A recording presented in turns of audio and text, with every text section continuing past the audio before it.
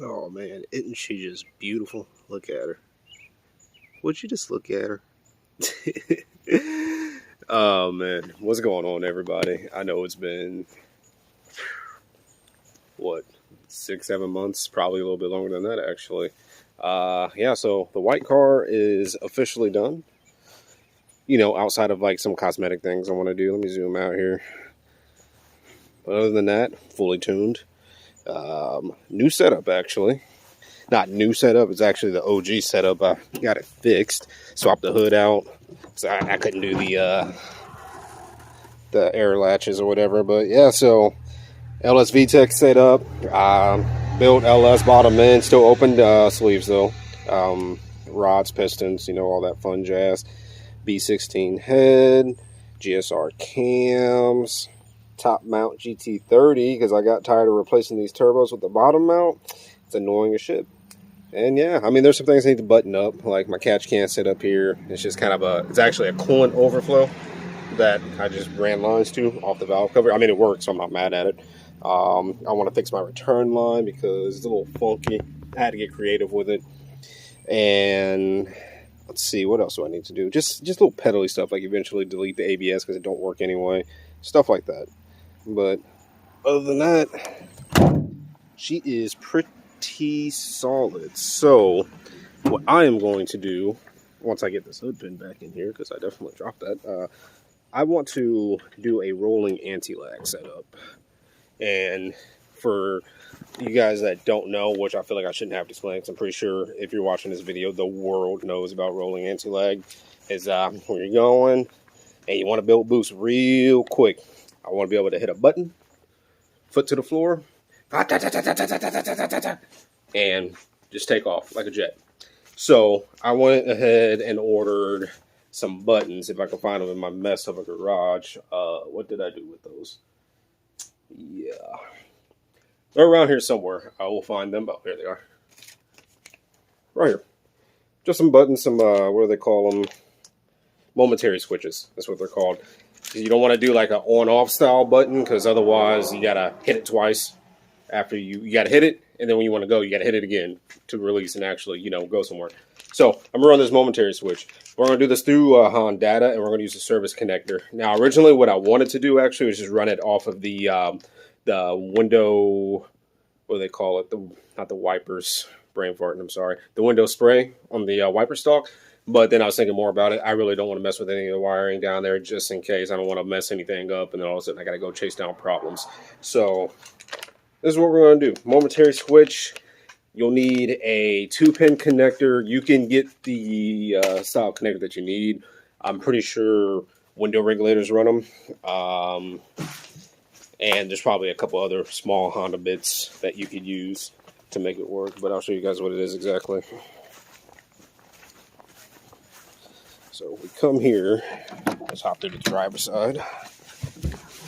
So this blue switch right here is the service connector. Originally, this is used to do check engine light, diagnosis. So if you have a check engine light on, you could wire up a pen, or a lot of times I just use a paper clip to ground it out.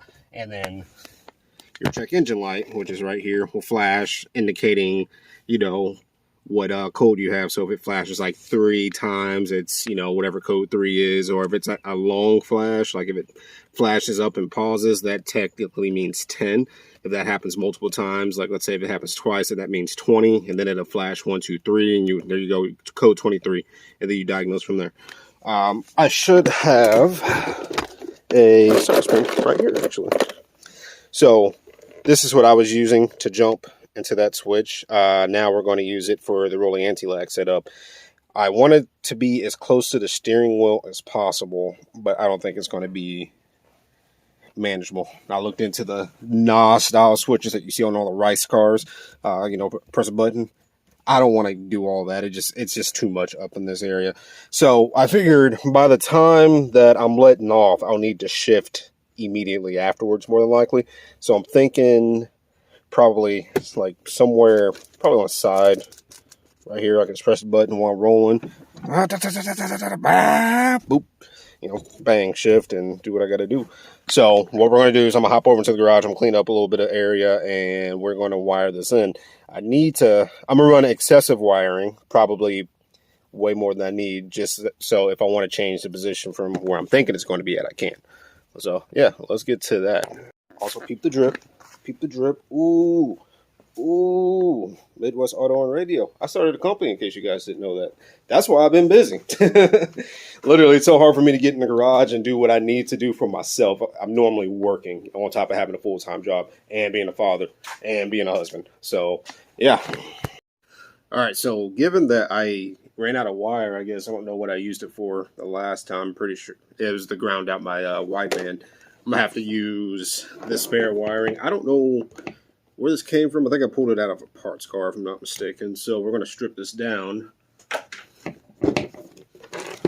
and use as much as the length as possible, which should be a pretty decent length. What is that, about 4.5 feet?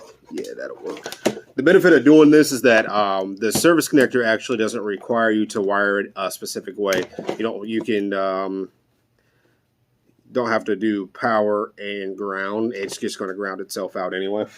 So it doesn't matter how you connect it up. So if you only have one color wiring, you'll be all right. You know what I mean?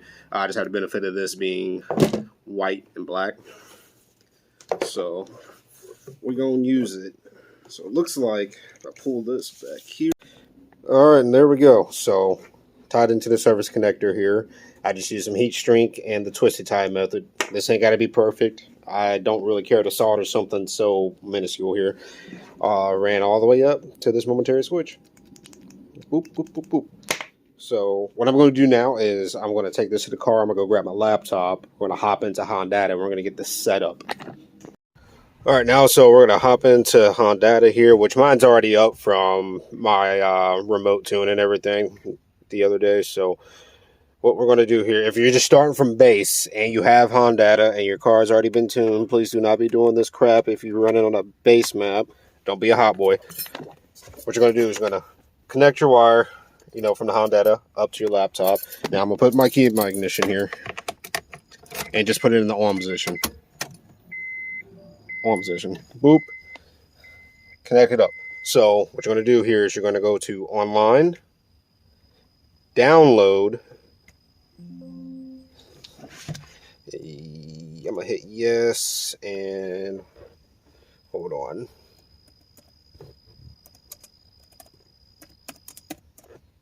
Just so I still have that, because I can't remember if it made any differences.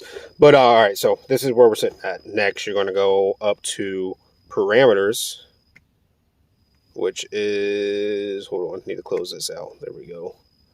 Close that out. Parameters, where's my parameters? Oh, everything's down here from when he was remoting in. Okay, boom. Now I'm in parameters. All right. Next, you're going to go to, where you at? Launch control. The left hand in the corner. Boom. So mine right now is set to always on because the current setup. But now we're going to go to D4 SCS, service connector switch. We're going to hit that. And I'm going to upload it in. Boom, just like that.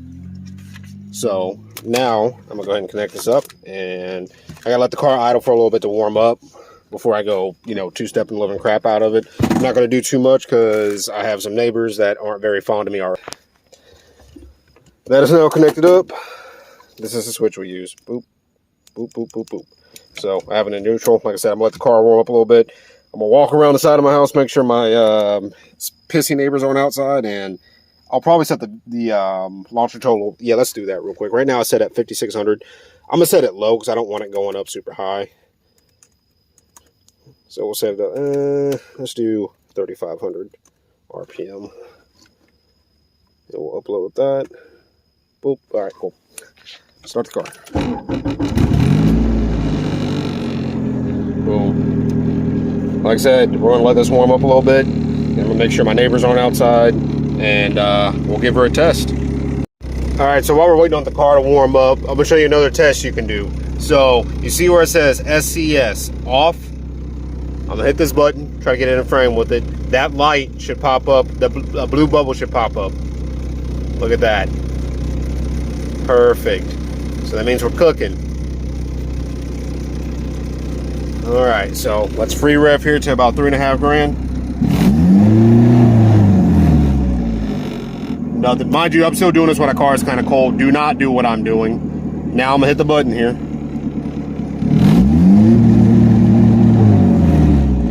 Hell yeah, it works. Just like that.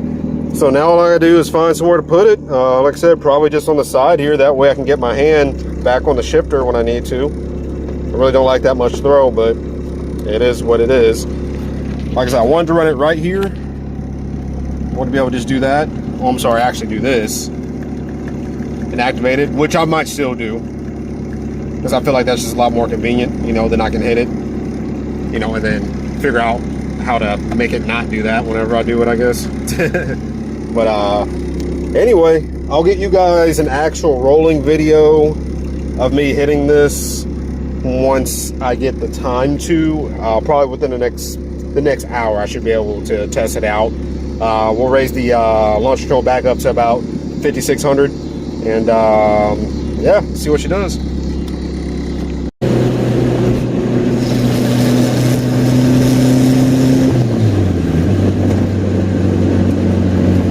Alright, so we're coming up on where I'm gonna do the head.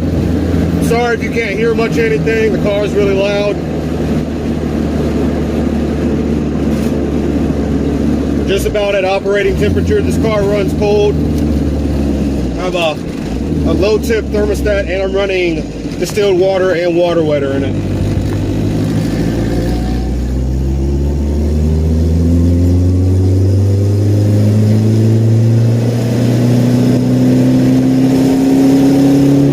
Alright, I have it set up at about 5,500 RPM, so I'm gonna get it there and going to hit it.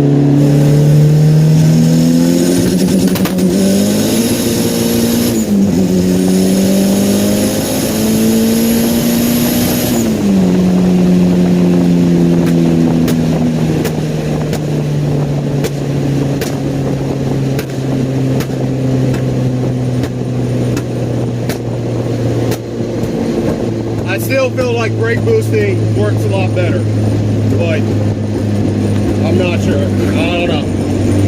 I mean, it's a lot more convenient just to hit a button and put your foot to the floor, that's for sure though.